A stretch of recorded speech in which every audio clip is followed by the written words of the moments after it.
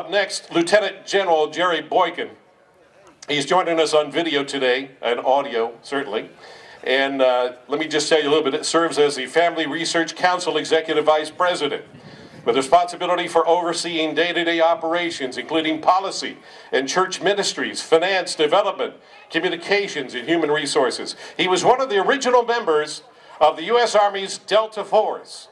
He was privileged to ultimately command these elite warriors in combat operations, and later, Jerry Boykin commanded all the Army's Green Berets, as well as the Special Warfare Center and School.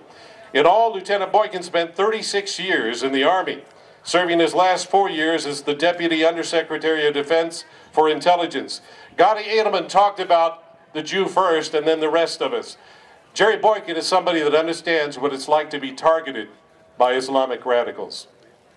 He's an ordained minister with a passion for spreading the gospel of Jesus Christ and encouraging Christians to become warriors in God's kingdom. Jerry and his wife Ashley enjoy spending time with their 5 children and growing number of grandchildren. If you would, some very specific comments just for this event, just for you, from Jerry Boykin. Hi, I'm Jerry Boykin, and I spent 36 and a half years in the United States Army. I'm proud of my time in service to this nation.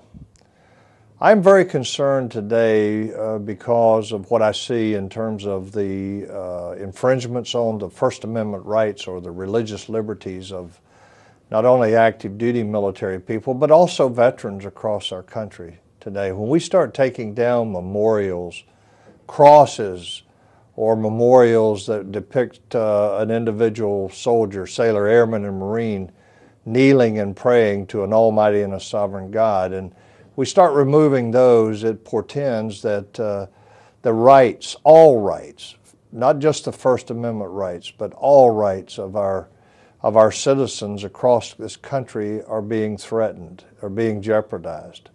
When we start taking rights away from our veterans in particular, the whole nation should be concerned. I'm greatly disturbed by what I see in this trend today, like in King, North Carolina, where a memorial was forced out of the public square. We're out in this, like California, you see crosses coming down off of the mountains, crosses that were there to honor our World War II veterans, and you see this happening all over the country. You know, our founding fathers founded this nation based on the Judeo-Christian values, based on a belief in Jesus Christ. Oh, they had different theologies, and they didn't all agree on everything. But nonetheless, the foundations of our nation are Judeo-Christian. But today in America, there's only one protected religion. It's called Islam. Islam, a religion, as it is called, that subjugates women, a religion that compels people who convert from that religion to be killed for making that conversion because they're considered apostates. Well, the reality is it's not just a religion. It's a totalitarian way of life. It includes a legal system and a geopolitical system and a variety of other things that we would not consider to be part of traditional religion. Islam is protected today. While Christianity is being assaulted at every level, while Christianity is being ridiculed in our media, by Hollywood, and what are we doing about it?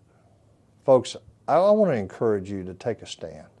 You don't have to believe what I believe. You don't have to be the kind of Christian that I am. You don't have to be the kind of worshiper that I am. You can have a totally different theology, or you can believe in nothing. This is all I ask, is that you respect my rights to believe what I believe and to talk about what I believe and to live my faith. You see, what the Founding Fathers gave us was not just freedom of worship. What they gave us was freedom of religion. Freedom of religion means more than just freedom of worship. Worship is something that I can do in church, that I can do at home.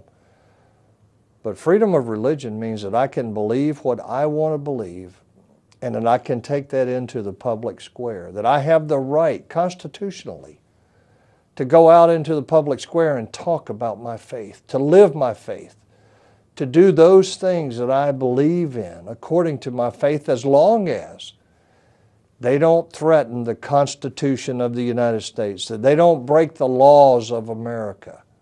I have the right to live my faith. Today, sadly, we as Americans and we as Christians are losing those rights. I ask you to make up your mind whether you're willing to stand with me and others that want to make sure that those rights under the First Amendment and all the amendments of our Constitution are protected. God bless you.